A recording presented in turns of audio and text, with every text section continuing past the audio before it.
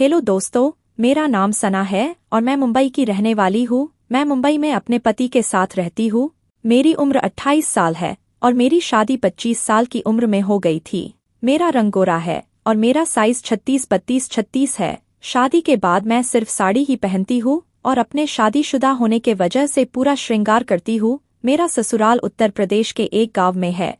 मैं और मेरे पति अक्सर मेरे सास ससुर से मिलने उत्तर प्रदेश जाते हैं। ये बात उस समय की है जब गर्मी के एक महीने में अपने पति के साथ मैं अपने ससुराल गई थी। हमारा गांव का घर काफी पुराना हो चुका था। घर का ऊपरी माला कमजोर हो चुका था और घर के निचले हिस्से के एक कमरे में सीलन लगने लगी थी। तो हमारे घर पहुंचने से पहले ही ससुर जी ने घर की मरम्मत का काम शुरू करवा दिया था। मैं अपने पति के साथ गाँव में रविवार को पहुंची और रविवार को सारे मजदूर छुट्टी पर रहते हैं तो कोई काम पर नहीं आया। पर हमारे गांव पहुंचते ही सोमवार की सुबह 5 बजे एक बुरी दुर्घटना हो गई। मेरे ससुर जी के बहुत ही खास दोस्त का देहांत हो गया जो बगल के गांव में रहते थे, तो उन्हें मेरी सासुमां के साथ वहां जाना था। मेरे पति भी काफी जिद करने लगे कि वो चाचा जी को बहुत पसंद करते थे और उन्हें भी साथ जाना है, पर घर में किसी का रहना जरूरी है क्योंकि आज सोमवार है और मजदूर आने वाले थे और ऊपरी माले का पिलर ठीक करना बहुत जरूरी था। तो सब ने ऐसा तय किया कि मैं घर पर रुक जाऊंगी और मेरे ससुर,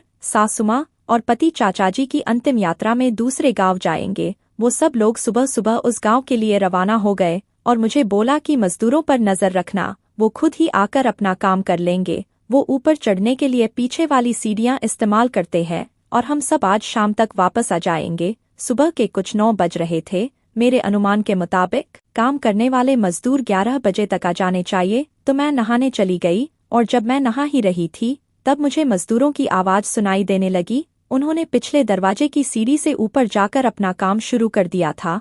घर का बाथरूम मेन कमरों से अलग था जैसे कि पुराने घरों में होता है, पर मैं अपनी साड़ी लाना भूल गई थी। सिर्फ पेटीकोट और ब्लाउज ही लेकर आई थी। मैंने सोचा था कि मैं घर में अकेली ही हूँ तो अंदर जाकर चेंज कर लूंगी, पर अब तो मजदूर भी आ गए। फिर मैंने पेटीकोट पहना, ब्लाउज पहना और टॉवेल से अपना बदन थोड़ा ढका और मैं बाथरूम से निकलकर कमरे की तरफ जाने लगी। ऊपर के माले से बाथरूम तक का रास्ता साफ दिखाई देता है और उस वक्त मेरा बदन गीला था। पेटीकोट और ब्लाउज में मेरा साइज पूरी तरह दिखाई दे रहा था। मैंने ऊपर की तरफ नजर फिराई तो देखा कि 5 मजदूर मुझे अलग ही नजर से घूर रहे हैं। वो लोग मुझे देखकर अपने होठों पर जीभ फिराते हुए मुस्कुरा रहे थे। मैं जल्दी से अंदर चली गई और दरवाजा बंद कर लिया।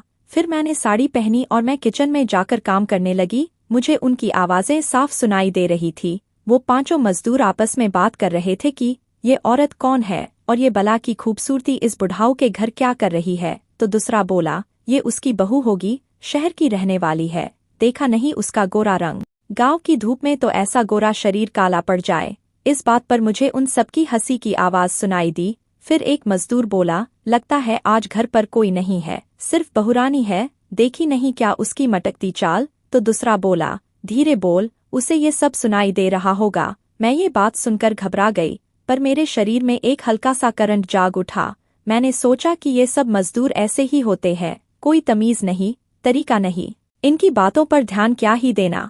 फिर मुझे कुछ ज्यादा आवाज नहीं आई, सब अपने अपने काम में लग गए। दोपहर के समय मैंने देखा कि सब मजदूर कहीं चले गए और फिर कुछ समय बाद वापस आए। तो मैंने उनसे पूछा, आप लोग कहाँ गए थे? उन्होंने जवाब दिया कि वो लोग खाना खाने गए थे, अभी फिर काम शुरू करेंगे। उन सभी के चेहरे पर एक हल्की मुस्कान थी, जैसे ये लोग आपस में ही कुछ बात करके आ रहे हो।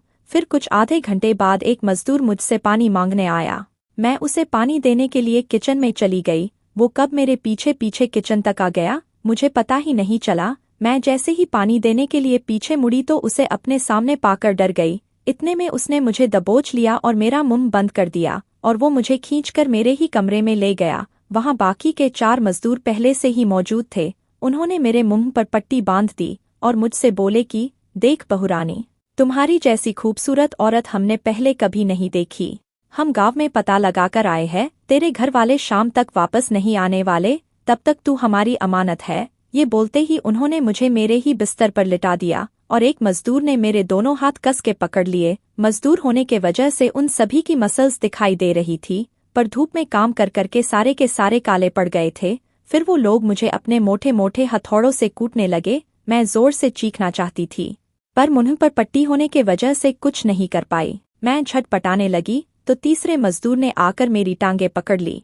फिर किसी तरह ये सब मेरे लिए रोमांचक बनता जा रहा था।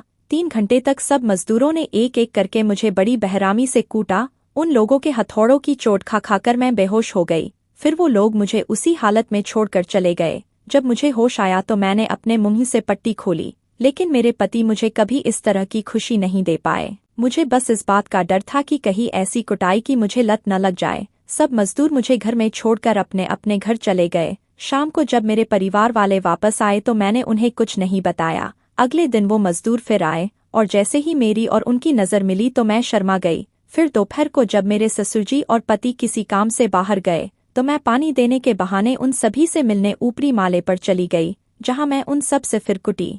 दोस्तों, आपको मेरी ये कहानी कैसी लगी कमेंट करके ज़रूर बताएं। वीडियो पसंद आई हो तो वीडियो को लाइक और शेयर करें, और अगर हमारे चैनल पर पहली बार आए हो तो चैनल को सब्सक्राइब ज़रूर करें।